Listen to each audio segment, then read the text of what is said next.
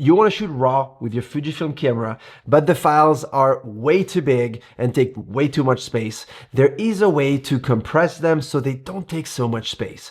If that's what you want to do, this video is for you. The first thing you want to do is you want to go to your menu, you go to the IQ menu, RAW recording, and there's going to be several options. The one you want to choose is lossless compressed. What this is going to do is it's basically going to zip your files or compress them, and you're going to be able to uncompress those files with Capture One or Lightroom, for example, and you're not going to lose any quality resolution whatsoever. It's going to be the same as having the full-size RAW files.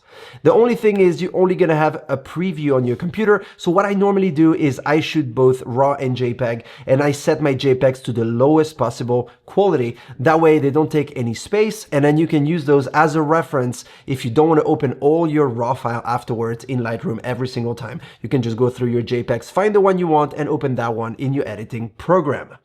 That's going to save you a lot of space on your card and on your hard drives afterwards. That honestly, you don't need to have all that space taken. So it's a great little tip that I've been using for years now. And it allows me to shoot entire events using only one 128 gigs SD card, which is really cool. Obviously, I'm shooting my events with a 24 or 26 megapixels cameras that take a little less space on the RAW files. If you're shooting with a GFX camera that has 102 megapixels, that might take a little more space, but you're going to save a lot of space nonetheless using this compressed RAW files technique. I hope this was useful.